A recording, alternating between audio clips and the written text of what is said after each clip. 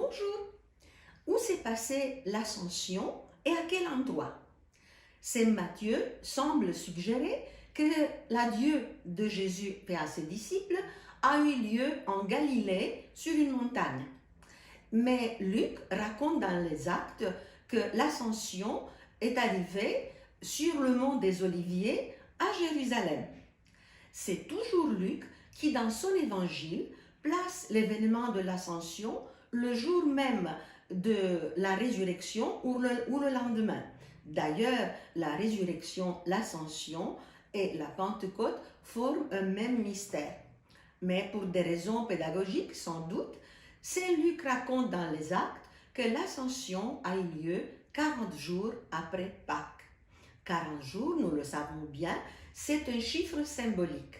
Ce chiffre exprime la période d'une expérience de vie, d'un passage.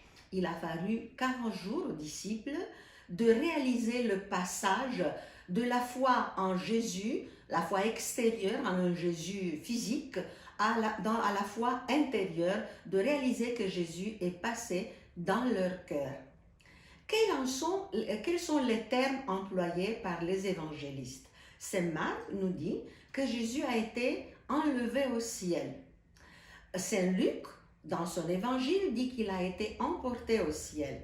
Et dans le credo, nous confessons que Jésus est monté aux cieux et est assis à la droite du Père. Il ne s'agit bien évidemment pas de mouvement ascensionnel dans l'espace ou dans le temps.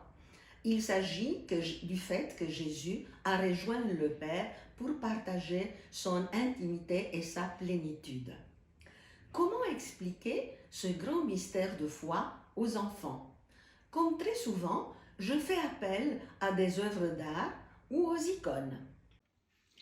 Avec les enfants, on peut exploiter cette icône.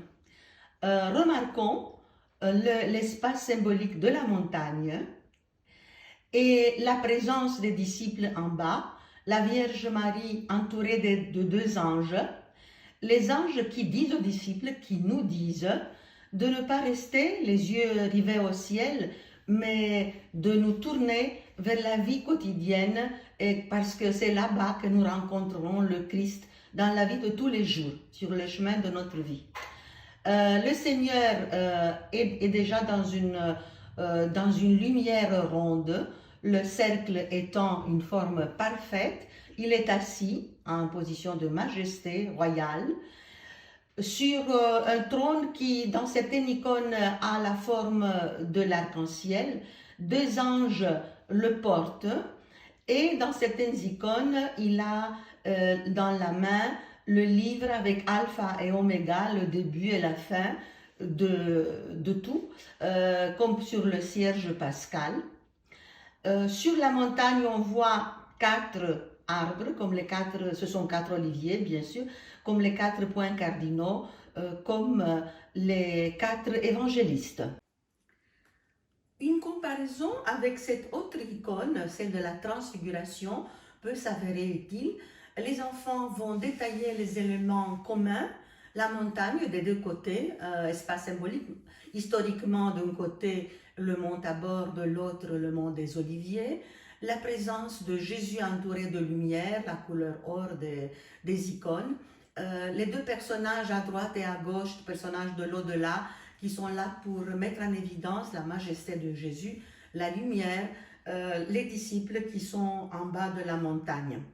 Les enfants sont introduits ainsi au langage symbolique et ils vont comprendre petit à petit que tout en ayant un important noyau historique, ces récits ne sont pas des reportages, mais nous plongent dans le mystère de Dieu.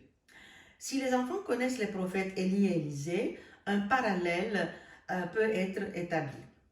Comme les disciples, préparons-nous pendant 9 jours, d'où l'idée de neuvaine à la fête de la Pentecôte, pour mieux nous rendre compte de la manière dont Jésus nous demande à être ses témoins. Si vous avez aimé mes vidéos, n'oubliez pas de liker. Et si vous en êtes intéressé, inscrivez-vous et laissez des commentaires. Merci beaucoup. Bonne fête de l'Ascension.